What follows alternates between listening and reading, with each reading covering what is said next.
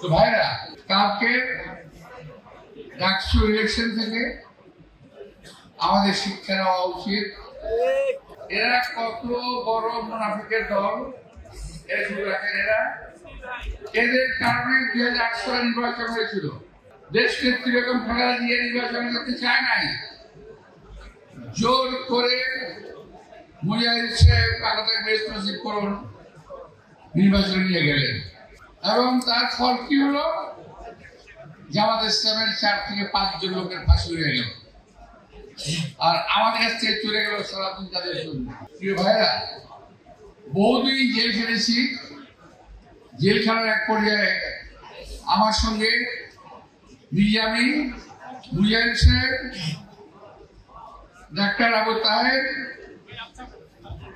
এবং যাদের প্রায় 4 জনের ফাঁসি হয়েছে, এরা কিন্তু সকলেই আমার সঙ্গে ছিল, আমরা একসঙ্গে ছিলাম।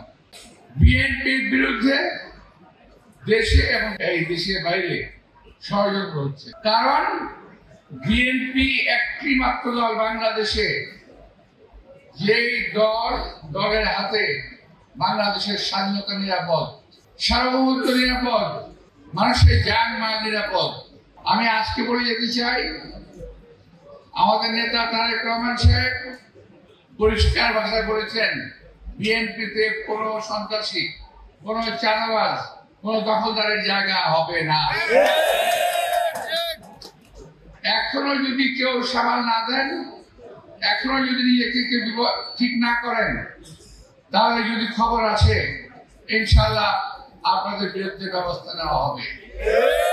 তার মনে রাখতে হবে, বিএনপি স্বাধীনতার ঘোষক শহীদ রাষ্ট্রপতি জিয়া রহমানের দল।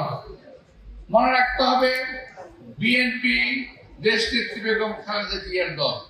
মনে রাখতে হবে, এই দেশের এখন বিএনপি নেতৃত্ব দিচ্ছে আমাদের নেতা তারেক রহমান। সুতরাং এখানে চাঁদাবাজির কোনো জায়গা নাই, এখানে দখলদারির কোনো জায়গা নাই। সাবধান হয়ে যাবেন, চাঁদাবাজির জায়গা বিএনপিতে নাই এবং যারা করতেছেন তারা বিএনপির লোক না।